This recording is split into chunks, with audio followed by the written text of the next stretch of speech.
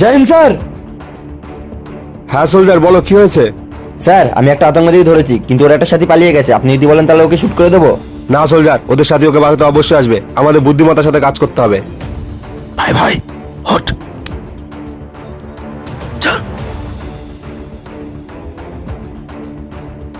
Hands up পাজি, তুই কি ভেবেছিলিস আমাদের সাথে কি এত সহজে মেরে দিবি?